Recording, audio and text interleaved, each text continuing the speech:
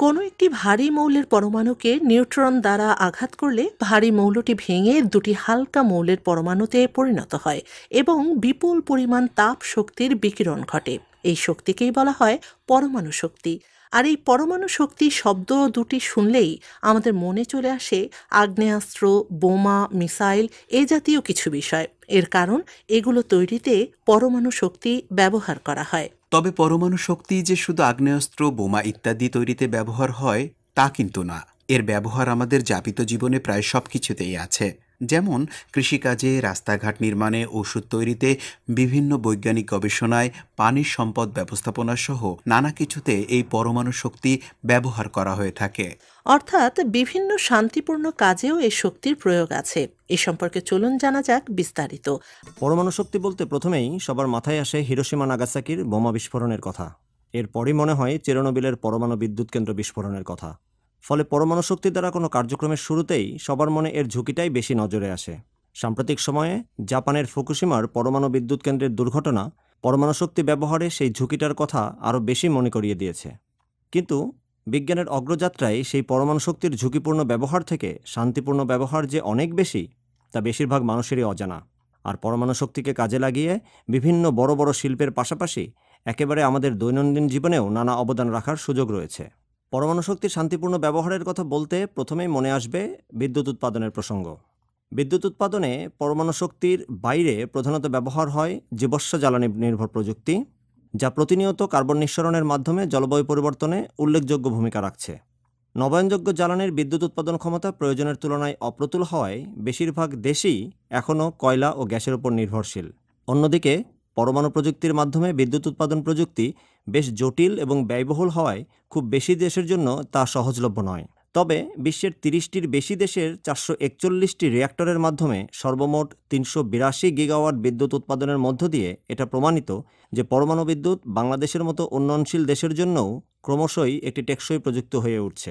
পরমাণু বিদ্যুতের প্রধান সুবিধা হলো এটি লো কার্বন প্রযুক্তি এবং যাতে গ্রিনহাউস গ্যাসের নির্গমন নাই বললেই চলে। পাশাপাশি দীর্ঘ সময় ধরে নিরবিচ্ছিন্ন প্রবাহের কারণে 15টি দেশে 64টি পরমাণু বিদ্যুৎ কেন্দ্রের মাধ্যমে আরও 63 গিগাওয়াট বিদ্যুৎ উৎপাদন কেন্দ্রের নির্মাণ কাজ প্রক্রিয়াধীন। 2010 সালের বৈশ্বিক বিদ্যুৎ উৎপাদনের প্রায় 13% ছিল পরমাণু বিদ্যুৎ থেকে। 2011 সালের ফুকুশিমা দুর্ঘটনার পর জাপান, জার্মানি এবং উত্তর আমেরিকার বিদ্যুৎ কেন্দ্রগুলো বন্ধ থাকায় যা 11% নেমে এসেছিল। ফুকুশিমা দুর্ঘটনার পর জাপান এবং জার্মানি তার পুরনো লাইট ওয়াটার রিঅ্যাক্টরগুলো বন্ধ করে দেওয়ার সিদ্ধান্ত নিয়েছে এবং জার্মানি ক্রমান্বয়ে দেশের বিদ্যুৎ ব্যবস্থাকে নবায়নযোগ্য জ্বালানির দিকে পরিবর্তনের কাজে হাতে নিয়েছে। যদিও তাতেও পরমাণু বিদ্যুৎ প্রযুক্তি প্রসার কমার থেকে বরং অনেক দেশই নতুন করে এই প্রযুক্তি ব্যবহার করার সিদ্ধান্ত নিচ্ছে। পঞ্চম প্রজন্মের নিরাপত্তা নিশ্চিত করার মাধ্যমেই এরকম নতুন প্রযুক্তিকে জনপ্রিয় করা সম্ভব হচ্ছে। বিদ্যুৎ ছাড়াও আমাদের সাধারণ জীবনযাপনের অনেক ক্ষেত্রেও পরমাণু প্রযুক্তিকে কাজে লাগানো সম্ভব হচ্ছে। এর মধ্যে রয়েছে সমুদ্রের লবণাক্ত পানিকে সুপেয় পানি হিসাবে পরিবর্তন করা, দূষিত পানি পরিশোধন করা, বাসাবাড়ি এবং শিল্প কারখানাকে গরম রাখার প্রযুক্তি, জ্বালানি সংশ্লেষণ বা ফুয়েল সিনথেসিস ইত্যাদি। এছাড়া বিভিন্ন বৈজ্ঞানিক গবেষণায় পরমাণু প্রযুক্তির প্রভূত ব্যবহার লক্ষণীয়। নানা রকম প্রযুক্তির মধ্যে পরমাণু শক্তির সমন্বয়ে এসব গবেষণা ও সেবা প্রদান করা সম্ভব হচ্ছে শুধুমাত্র পরমাণু শক্তির ভালো দিকগুলোকে কাজে লাগানোর মাধ্যমে। পরমাণু শক্তির শান্তিপূর্ণ ব্যবহারের মধ্যে পরমাণু চিকিৎসা সেবা হলো জীবন রক্ষাকারী এক উপায়, যার মাধ্যমে অত্যন্ত নির্ভুলভাবে ক্যান্সারের মতো জটিল রোগ শনাক্ত এবং তার চিকিৎসা করা সম্ভব।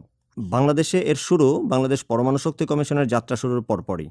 বর্তমানে 14টি পরমাণু চিকিৎসা কেন্দ্র এর মাধ্যমে এই সেবা দেওয়া হচ্ছে, যেখানে থাইরয়েড চিকিৎসা, আল্ট্রাসাউন্ড, পেট সিটি, রেডিওথেরাপি ইত্যাদির মাধ্যমে প্রতি বছর হাজার হাজার রোগীকে অত্যন্ত স্বল্প খরচে সেবা প্রদান করা সম্ভব হচ্ছে। পরমাণু প্রযুক্তি ব্যবহারের ফলেই এসব চিকিৎসায় এতটা নির্ভুলভাবে রোগ শনাক্ত করা সম্ভব। অন্যদিকে বৈজ্ঞানিক গবেষণায় পরমাণু প্রযুক্তি ব্যবহার যে কোনো প্রকার নমুনা বিশ্লেষণে নির্ভুল ফলাফল পাওয়া যায়। এরকম গবেষণায় দেখা গেছে পরমাণু প্রযুক্তির মাধ্যমে অনেক ধরনের খাদ্যে তেজস্ক্রিয়তা বা রেডিয়েশন প্রদানের মাধ্যমে খাদ্যের জীবাণু বা ব্যাকটেরিয়া মারা যায়। এতে ওই খাদ্য অধিক সময় সংরক্ষণ করা সম্ভব হয়। রেডিয়েশন প্রদানকৃত মাছি বা মশার জন্ম নিয়ন্ত্রণের মাধ্যমে ক্ষতিকর মাছি বা মশার বিস্তার কমানো যায়। মাটির নিচে খনিজ সম্পদ অনুসন্ধানে পরমাণু প্রযুক্তির মাধ্যমে কম সময়ে এবং কম খরচে জরিপের ফলাফল পাওয়া সম্ভব। বর্তমানে বিশেষ করে সুপেয় পানির স্তর নির্ণয়, উপকূলীয় এলাকায় লবণাক্ত পানি এবং সুপেয় পানির আধারের স্তর শনাক্ত করা ইত্যাদি কাজে পরমাণু প্রযুক্তি বেশ জনপ্রিয় এবং টেকসই হিসেবে বিবেচিত হচ্ছে।